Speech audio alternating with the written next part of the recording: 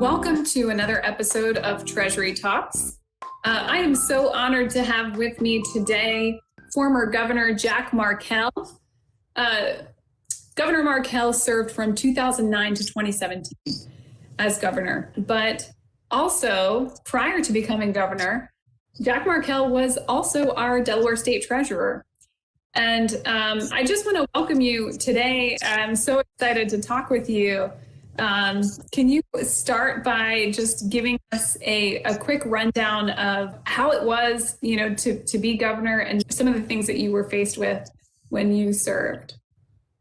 Sure, and thanks for having me. I know I'm in very good company following on Lisa Embert as your previous guest.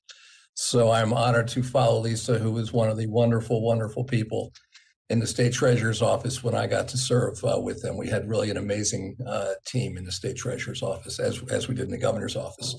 So as you know already, being given the opportunity to serve by your fellow citizens, there really is no greater honor than that. And so I got to serve as 10 years as Delaware State Treasurer, then 8 years as governor. And, every governor, faces difficult times. Governor Carney has, I think, done a fantastic job leading through a really challenging time with the pandemic. When I took office, it was just as the Great Recession was inflicting so much damage to people across the country and certainly here in Delaware. And certainly for the first couple of years of my time as governor, spent really trying to claw out from that Great Recession.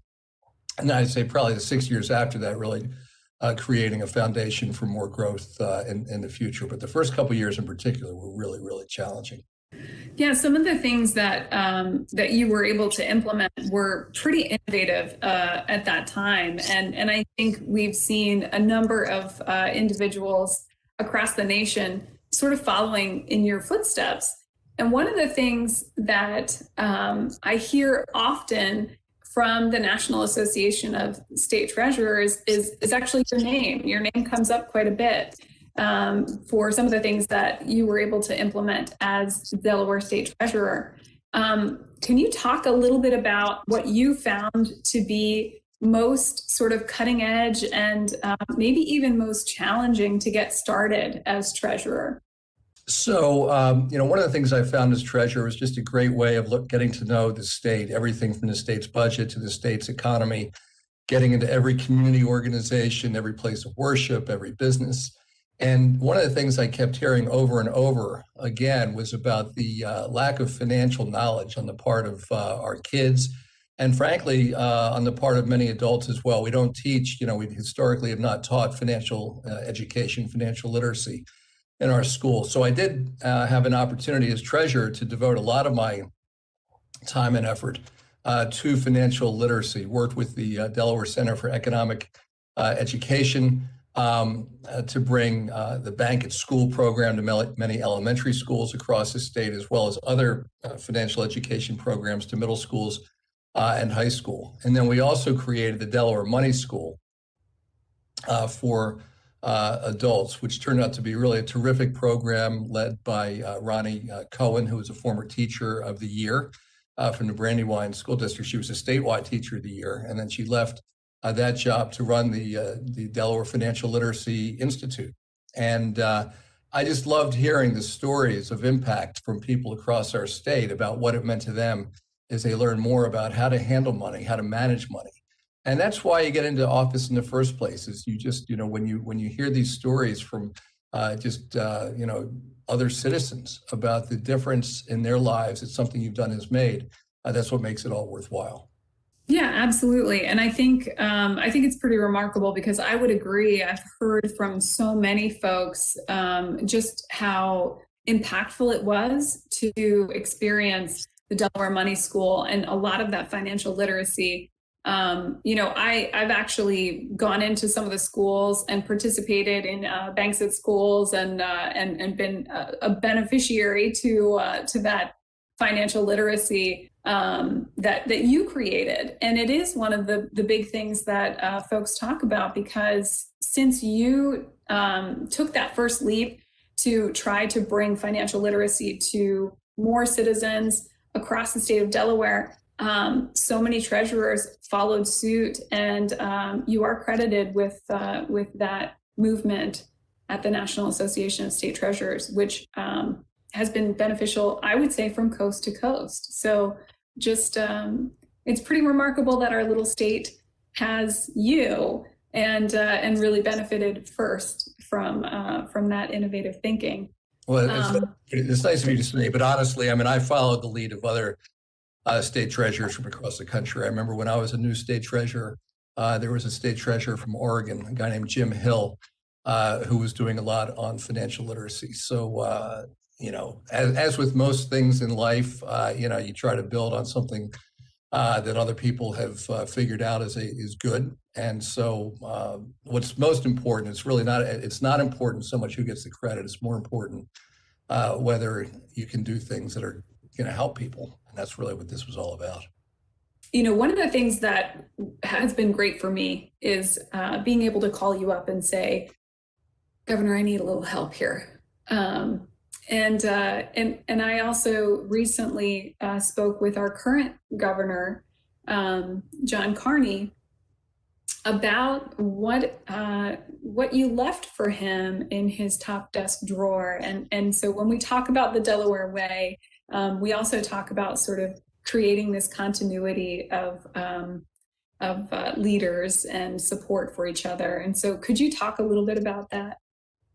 Well, I left Governor Carney, I think, a tie with Delaware colors. I think it was a tie that he had seen and liked. And of course, I left him a note where basically I said, you know, all of us were so happy that he was becoming governor.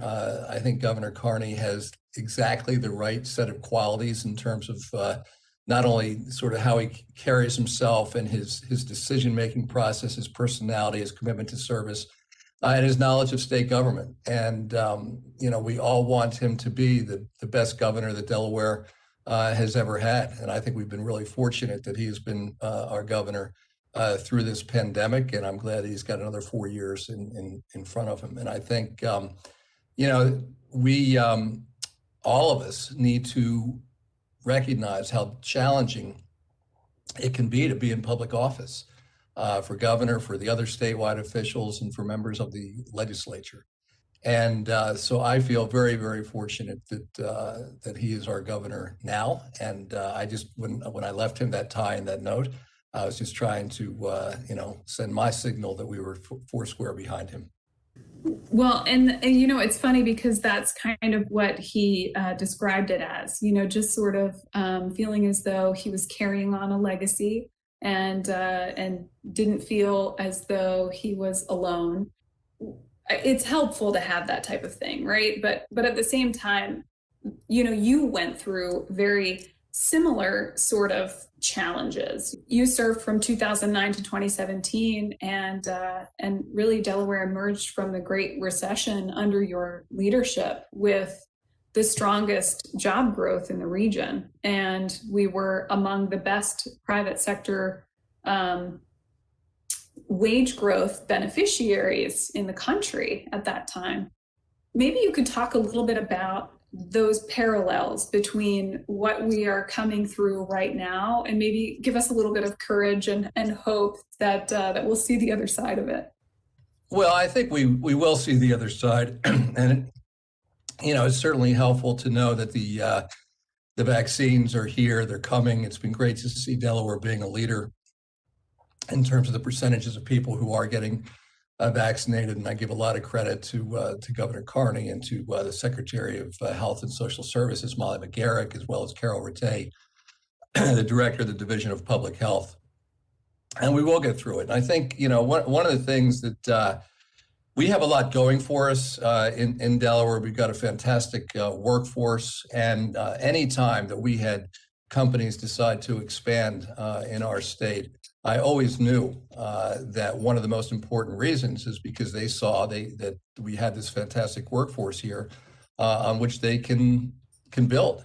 And that's really what it's all about. So I think, you know, so long as we continue to pay attention to the basics of making sure that we've got, you know, very good schools that are getting better, that we've got a good climate for businesses and getting better. That we've got a great quality of life for people, which includes everything from a clean environment to fun things to do, to nature to enjoy. I mean, this is how you build a community that's going to be successful over the long term. You pay attention to those basics, and you're likely to do well. You're going to have, you're going to have some ups and downs during the process. And I think also the fact that we, for the most part, have been able as a state government, as a legislature and executive branch, to be able to work together. Sometimes it doesn't always seem like it, but we do. We generally find ways to work together. And the fact that we also have a great judiciary. All three branches of government are really important, and we've got very good ones in Delaware.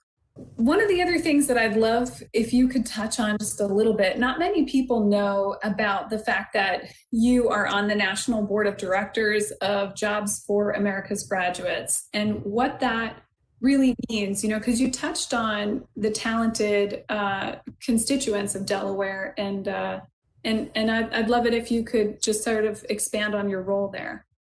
So Jobs for America's Graduates is a really terrific organization. And in fact, a previous governor of Delaware, Pete DuPont, really helped launch it from within Delaware. Delaware was really the first state. We have such a problem in this country around youth unemployment. And Jobs for America's Graduates really goes right at that, working with young people, some of whom may be more likely than most to otherwise drop out of school. But to recognize that if we give them opportunities while they're still in school, to learn from job specialists who teach them all kinds of job skills and to get them placed in employment as well, it can make a profound difference in their life. And so that's exactly what we have found in Delaware now for, I think, 40 some years. There are over 30 states that have Jobs for America Graduates chapters.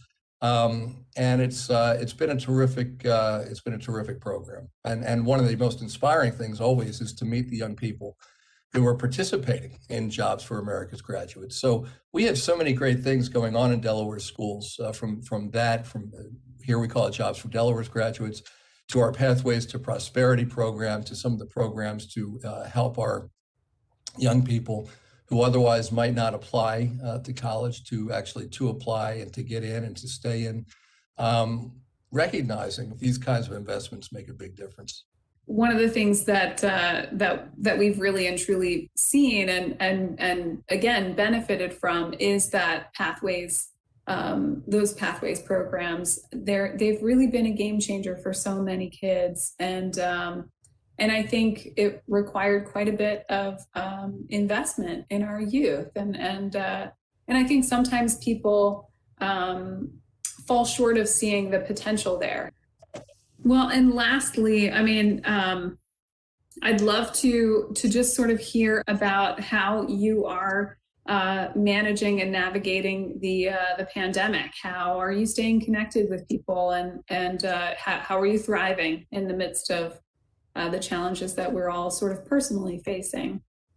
Yeah, my wife and I are fortunate. Our kids are grown and out of the house. They're in their now mid to later 20s. And I feel so much for families with younger children, families who are trying to balance, putting food on the table, keeping a roof over their heads, kids who are trying to learn remotely, families that may not have the kind of broadband capability. I very much respect and admire Governor Carney's commitment to continue to invest in broadband in many parts of our state. So, we are some of the more fortunate ones because it's just the two of us at home and we're doing fine. But this is such a difficult moment for so many throughout our state, throughout our country, frankly, around the world. And I am feeling so appreciative of the scientists who have developed these vaccines